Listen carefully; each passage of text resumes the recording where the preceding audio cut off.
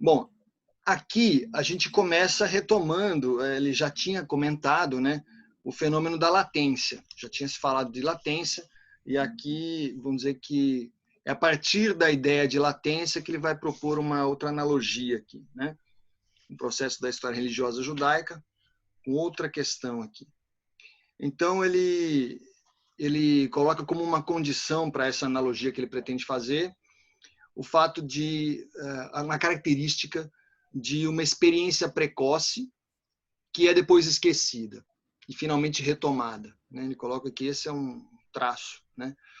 Outra coisa que ele comenta é um caráter de compulsão, a presença de um caráter de compulsão. E aí vem a apresentação da analogia, né? A psicopatologia, ou seja, a gênese das neuroses humanas, né? Então ele comenta, esse é um campo que pertence à psicologia do indivíduo, né? Ele está querendo fazer uma analogia ousada, né, entre a psicologia do indivíduo e um aspecto, no caso da religião, né, que normalmente é associado à psicologia das massas, né? Então ele coloca já de cara essa proposta, essa pretensão aqui. Aí vem uma parte onde ele fala dos traumas, né? São impressões experimentadas, em geral, precocemente e depois esquecidas. Então, aí é a fonte dessa analogia, a questão dos traumas, né? E aí explica um pouco sobre os traumas, sobre reações extraordinárias, né? Ele coloca o fato de que, às vezes, a mesma situação pode gerar um trauma para um e não para o outro, né? Então, a característica não é o fato em si, e sim uma reação, vamos dizer, diferente do normal, né? Coloca extraordinária, exacerbada, né? Bom, aí coloca que dois pontos se destacam. Um é a gênese da neurose remonta sempre a impressões infantis, né? Coloca esse caráter da precocidade como sendo algo muito importante, né? E aí ressalta isso de que os casos que são traumáticos são aqueles que escapam a uma resolução normal, né? Ok. Aí ele está tentando aqui, nesse trecho inicial dessa parte, tentando construir, né, uma explicação que agregue esses fatores e coloca assim, quer ver? Se for lícito supor que a experiência adquire caráter traumático apenas em consequência de um fator quantitativo, né? Então, aquilo que numa constituição age como trauma não tem tal efeito na outra. Então, a diferença, né, estaria possivelmente nesse fator quantitativo. Então, dois fatores se reúnem para a realização etiológica. A intensidade menor de um é compensada pela intensidade maior do outro, né? Está falando, então, das impressões infantis, né, precoces, e também da reação exacerbada, né? Então, em algum caso, uma coisa foi mais forte que a outra, no outro compensou. E a maneira como ele elabora essa apresentação aqui me fez pensar, pela primeira vez aqui nos nossos encontros, na possibilidade realmente de uma... Eu não tive tempo de elaborar, mas de uma espécie de equacionamento da coisa. Eu vou ver se eu consigo trabalhar um pouquinho nisso, porque quando a gente começa a falar de dois fatores que se combinam, isso começa a ser familiar para mim. Quando a gente tem questões de física, matemática e tal, eu comecei a pensar Ô, nisso aqui. Paulo, Fala, pode falar. o equacionamento, não que eu seja um cara das exatas, né? Mas pensando aqui através do que eu já li em Lacan já.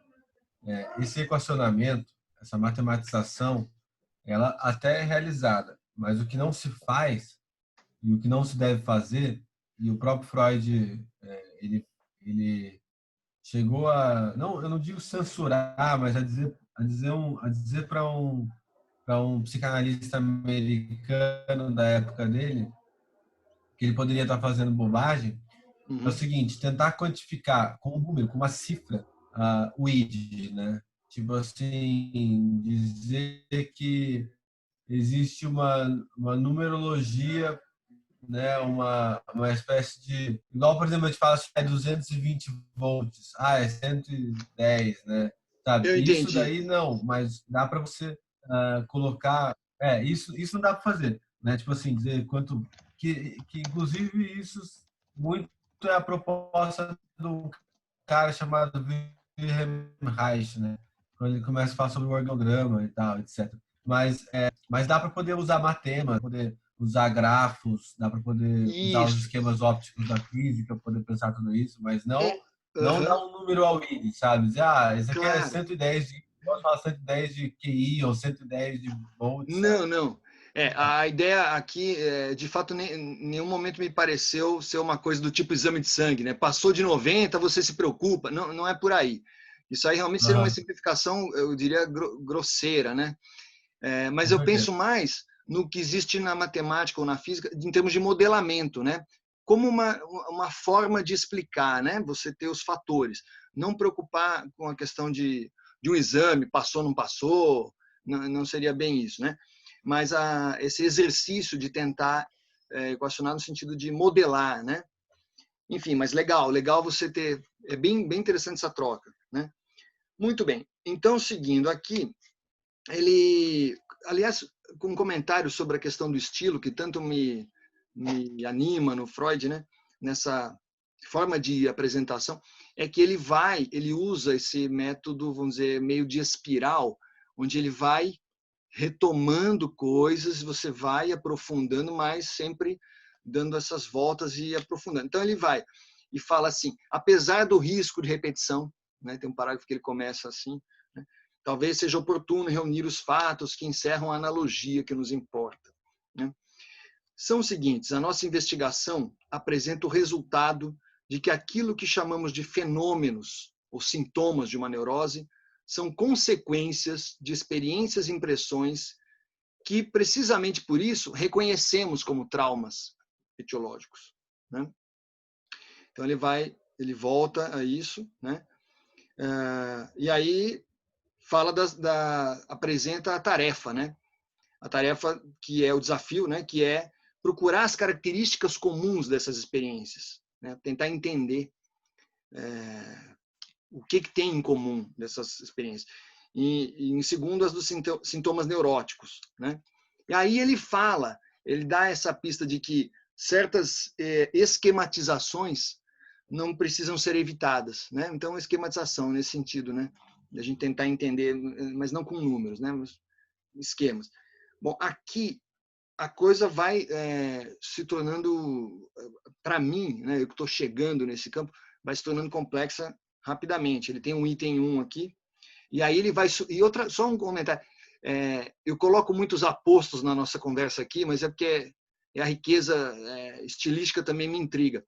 Ele usa um método de organização que, que muito me interessa também, porque me traz a familiaridade. Eu estou fazendo a minha analogia nessa história, que é quando eu lembro que estudava livro, vamos lá, física quântica, o cara tem lá capítulo 1, item 1, seção A, né? Parágrafo B. É um troço assim muito interessante que Freud usa também essa organização, né? E que, vamos fazer a brincadeira aqui, o pessoal que é muito, vamos dizer, dos livros sagrados, também usa de outra forma, né? Pedro 5, versículo 4.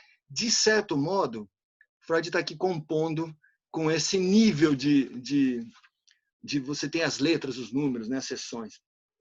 Então vamos lá, a gente está no 1A. Os traumas, né, esses traumas que ele ressalta, pertencem à primeira infância. Primeira infância até os 5 anos, né? Quando a criança começa a falar, né? Beleza. Em seguida ele vai dizer que essas experiências acabam, vamos colocar, esquecidas, ele usa essa palavra esquecidas, não são acessíveis à memória, né, nesse segundo momento, e ficam ali, vamos dizer, isolados dentro do que ele chama de lembranças encobridoras. É como se tivesse cria uma camada de poeira, vamos pensar assim, né? Por cima daquilo e vai. Essas experiências se referem a impressões de natureza sexual e agressiva, né? E também a danos precoces ao eu. Então, ofensas narcísicas. Ó, tudo isso está no nosso caldo aí. Então, ele coloca nesse ponto que as crianças pequenas não distinguem entre ações sexuais e puramente agressivas, né? O mal-entendido sádico do ato sexual. Então, esse predomínio do fator sexual, naturalmente, a criança não sabe disso, não tem consciência disso. Mas está lá e ele coloca como muito chamativo e que isso demanda, então, nossa atenção, nossa apreciação. Bom, então temos 3 pontos aí. Incidência precoce, que ele coloca nos primeiros 5 anos. Em segundo, o esquecimento, tá? Que é aquela camada de poeira da lembrança encobridora. E depois, o conteúdo agressivo sexual, né? E essas coisas se combinam, são fatores, né, que se combinam, né? Os traumas são, de modo geral, ele coloca assim, a gente tem como traumas o resultado de experiências ou impressões, daí bifurca, né? E a inter-relação desses 3 fatores é estabelecida por uma teoria, né, um resultado do trabalho analítico. Então, o trabalho analítico seria o único que pode proporcionar um conhecimento conhecimento ou reconhecimento dessas experiências esquecidas, né? Muito bem. Aí ele vem trazendo de volta a ideia do período de latência, né? Então, você tem esses 3 fatores, né? Incidência precoce, esquecimento, o caráter agressivo sexual. E depois da infância, aquele período de latência que vai normalmente até a puberdade, né? Início da adolescência e tal. Quando, nesse período, não teria vamos dizer, um desenvolvimento sexual pronunciado, né? A coisa fica calma e, de repente, explode aí, puberdade, adolescência, né? Então, ele também faz uma observação interessante, que o homem parece ser a única criatura animal, né, com esse período de latência de anos, né? Um período longo de latência, né? Muito bem. Talvez esse estado de coisas produza a condição para a possibilidade da neurose. Então, a neurose seria uma prerrogativa humana, assim como essa latência longa. Olha, vai criando essa associação, né? Muito bem. Vamos aí para o ponto 2, né? As propriedades ou peculiaridades comuns dos fenômenos neuróticos, né? Então, ele coloca 2 pontos, né, para destacar. Os efeitos do trauma, que podem ser de 2 tipos, positivos e negativos, né? Primeiro, positivo seria um esforço para fazer aquele trauma valer outra vez, ou seja, para você recordar, para você repetir, reviver, né? E você teria a fixação no trauma, né? A fixação no trauma, e ele coloca, inclusive, em itálico, pelo menos na minha edição, compulsão à repetição, tá? Então, esses são características, né? A fixação no trauma e uma compulsão à repetição. Bom, muito bem. Que vem aqui. Aí cita exemplos, né? O homem que passou a infância numa ligação muito excessiva com a mãe e tal, e no fim das contas ele acaba buscando futuramente uma mulher de quem ele possa se tornar dependente, né? Então seria um exemplo aqui, né? Muito bem. Quando a gente começa a compreender as coisas desse jeito, a gente ultrapassa a neurose e começa a entender a formação do caráter, aqui que eu acho que vale a gente destacar, né? Então, ele comenta essas coisas, dá exemplo, mas ele quer ir além simplesmente de ficar falando da neurose, quer para conhecer a formação do caráter, né? Ou seja, né, uma formação que vem lá de trás, né? Muito bem. Aí vem para as reações negativas. As negativas, ele diz que daria para a gente traduzir isso como reações defensivas, né? E que podem se intensificar, aquela coisa que você, em vez de trazer de volta para trabalhar em cima, não, você fica evitando, né? Então, a reação defensiva de evitar as coisas. E que isso pode se intensificar até gerar 2 coisas que ele destaca: inibições e fobias. Tá? Aí é a parte propriamente negativa, né? E também as inibições e fobias estão relacionadas com a formação do caráter, né? De um certo sentido, gerando conflitos internos, que ele coloca no final de um parágrafo aqui, que não podem chegar a um fim. Né? O fato de você ficar evitando, inibindo, as fobias que desenvolve, fica difícil solucionar alguma coisa. Então, por isso, talvez, que ele coloque, classifique como, vamos dizer, um efeito negativo. Né? Bom, item B. Todos esses fenômenos, tudo isso que a gente está falando, tem caráter compulsivo. Tá? Então, tanto a fixação, a compulsão, a repetição, como também as inibições e fobias. Né? Muito bem. Aqui um ponto interessante, ele coloca que esses são fenômenos não influenciados, ou talvez, em alguns casos, não sejam suficientemente influenciados pela realidade externa. E isso é um problema, né? Isso é um problema, porque aí o que acontece? A realidade interna, a realidade, vamos dizer, psíquica, né, começa a se sobrepor à realidade do mundo exterior, abrindo caminho, aí sim, para a psicose. Né? Aí o João está chegando aí. O João chegou na hora da psicose, você viu? Quando eu falei essa palavra, ele se materializou aí. Complicado, hein? Bom, então estamos aí. O perigo que ele coloca da dominação da realidade interna sobre a externa. É inevitável, pelo menos para mim, né, que a gente faça uma associação entre esse trecho e o que a gente verifica hoje em dia, inclusive em tentativas frustradas de diálogo com pessoas, para quem você explica as coisas, fala, sei lá, usa máscara, está morrendo gente, está isso, aquilo. O cara está fechado numa realidade interior, ele simplesmente não consegue aceitar que as coisas estão acontecendo aí fora, né? Então, está ali fechado, né? Aí Freud segue dizendo, descrevendo isso como uma inibição diante da vida, uma inibição frente à vida e uma incapacidade de viver, né? Das pessoas que são dominadas, né? Por vamos dizer, esse domínio psíquico interno e que se fecham vamos dizer, para a sociedade, para o exterior, né? É lícito reconhecer nesse tipo de neurose a expressão da fixação dessas pessoas no seu passado. E quando ele fala passado, imagino que ele está se referindo sempre àquele passado remoto, lá, né, da infância e tal. Bom, gente, só perguntar aqui, como é que está caminhando aí? Vou mais um Eu pouco? acho que está muito bom. Eu acho que está muito bom, Paulo. Tá muito boa a tua apresentação.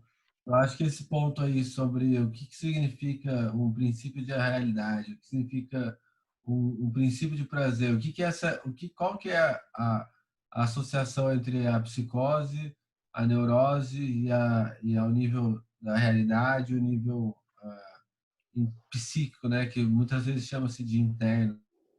Né? Eu acho que isso é muito interessante, é uma coisa que quando a gente parte desse Freud para né, não desse Freud não, porque só tem um Freud, mas do Freud ao Lacan a gente vê uma diferença muito grande assim, né? Porque o Freud ele se detém muito mais às neuroses, então para ele é mais simples dizer que a neurose ela está associada ao princípio de realidade e a psicose mais associada ao princípio de prazer, né? Ao passo que o Lacan ele vai problematizar muito isso, porque o que se constitui, né? Mesmo fora da psicanálise, o que se constitui como realidade? O que é a realidade, né? É uma coisa que a gente deveria se questionar um pouco mais, assim. Para o Lacan, a questão da realidade ela vai perpassar a questão da fantasia. Então, diríamos assim, a gente tem uma dimensão real que não pode ser simbolizada, que toda vez que se tenta se simbolizá-la, ela não cessa de não se inscrever, né? É a forma que o Lacan coloca. E então, assim, para usar uma metáfora que inclusive encontrei na internet, que colocaram um meme assim, né, para ela. Se você observa as pessoas assistindo uma peça de teatro, a peça de teatro seria assim, o que para Lacan seria o nível da realidade, que é onde se perpassa uma fantasia, etc. e tal. E a própria plateia seria o real, que é mais real do que a realidade, que é a fantasia ali da onde se passa tudo isso, né? Isso eu acho muito interessante, essa distinção que ele faz, porque a gente vai começar a ver que mesmo que toda neurose, e isso é uma coisa que o Lacan chega a concordar até com Deleuze e Guattari, que são os seus principais adversários aí, né, no campo do conhecimento, etc. E tal. No fundo de toda neurose existe uma dimensão psicótica, né? Sabe? Então, assim, essa realidade que se vê do lado de fora, ela mesmo é transtornada, né? Transtornada no sentido de que ela consegue perpassar o lado de dentro do lado de fora infinitamente, assim, sabe? É como se não houvesse para a psicanálise, o Freud disse isso nesse texto mesmo, o normal, né? O normal ele não Uhum. existe, né? Não existe essa realidade tão bem racionalizada assim como é a realidade cartesiana, né? Tão bem Perfeito. significada, etc. E tal. Não, todos nós somos um pouco dementes, né? Lacan chega a colocar isso numa fórmula, né? Todo mundo é delirante, né? Todo mundo é delirante porque estava assistindo ontem um vídeo do Deleuze do Guattari que eles falam que na psicose, isso é bem antipsicanalítico, né? Mas eles falam assim que na psicose vai-se direto ao campo social, sabe? Nunca se delira uma família, nunca se delira uma função materna, uma castração dada a função paterna, sempre se delira direto ao campo social. Eu gostaria de falar mais disso, mas se eu falar mais disso, vou roubar mais uns 10 minutos do Paulo. Então, acho melhor, né, Não, eu sobre vou o que o Paulo retomar. escreveu, que pensa ideia de uma É, espécie eu, de arredondamento. eu tô brincando aqui, pensando, porque o normal, de fato, e aí eu vou citar o Caetano, né? De perto ninguém é normal, né? Se você está chamando de normal, Ah, que você é. está olhando lá de longe, né? Você não viu ainda as doideiras, não percebeu as doideiras do sujeito.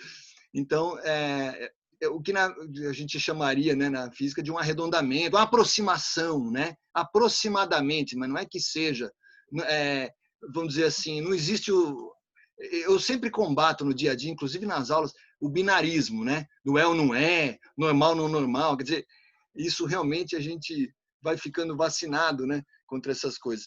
Mas eu queria só fazer uma observação curiosa. Eu estou aqui ouvindo o Murilo. Na hora que o Murilo começou a falar, eu olhei aqui para a tela e percebi. Eu não tinha reparado, de fato, eu não tinha reparado até agora que atrás de mim tem uma foto do tempo em que eu tinha menos de 5 anos de idade. Quer dizer, olha, a gente falou da latência, da neurose infantil, eu estou aqui falando e só agora eu vi que tem uma sombra minha, eu ali do tempo que eu tinha cabelo cacheado, né? Aos 4 anos, por aí, né? Que coisa incrível, não? Muito bem. Então ele está retomando aqui, a gente está falando da neurose infantil, e ele coloca que a neurose infantil ela é substituída pelo um período de latência, inclusive fisiológico, né? E longo, como a gente comentou, né? Muito bem. Isso persiste por algum tempo e aí começa a existir os conflitos, né, entre as exigências do mundo real externo e o eu, né, que pretende conservar a sua organização adquirida numa luta defensiva. Então, o eu vai se defendendo, né, e fica sempre esse conflito aí latente, né. Aqui ele coloca o fenômeno de uma latência da neurose entre as primeiras reações ao trauma e a posterior irrupção da doença, ele usa essa palavra aqui, tem que ser reconhecido como típico. E pode-se ver isso como uma tentativa de cura, né? Um esforço vamos dizer, de reconciliar, né, o eu com o externo, esse conflito, né? Mas uma tentativa desse gênero é raramente bem sucedida se o trabalho analítico não vier em seu auxílio, né? Difícil, né? Você conseguir esse equilíbrio, né? Muito bem. Aí ele pede desculpas, ele fala que teria muitos exemplos para comentar, para ganhar a convicção do leitor. Aqui vem daqueles trechos que eu gosto de destacar como honestidade intelectual, né?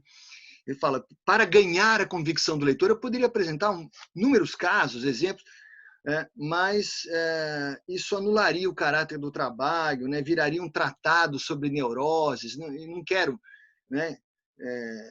Não quero isso, né? E é aquele problema de expor situações, então não é o momento para isso, né? Então ele fala, não, eu não vou partir para esse lado, né?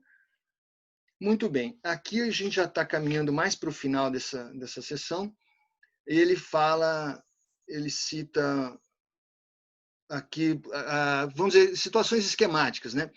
Um menininho que, como ocorre tantas vezes nas famílias pequeno-burguesas, dividiu o quarto com os pais. Então, é uma situação esquemática, né, para dar um exemplo, né?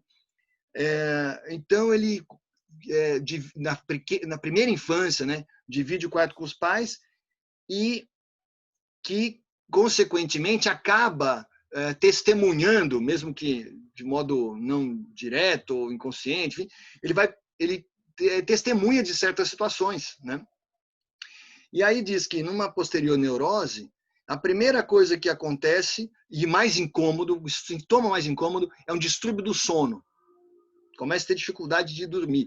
Ele vai ficando extremamente sensível a ruído, né? Então, aquela uma espécie de um aprendizado de ficar atento ao que acontece, né? Então, desenvolve distúrbio do sono, né? Uma tentativa também, um sono leve, que é uma tentativa de reestabelecer o estado de vigília em que ele podia espreitar, né? Espreitar as impressões.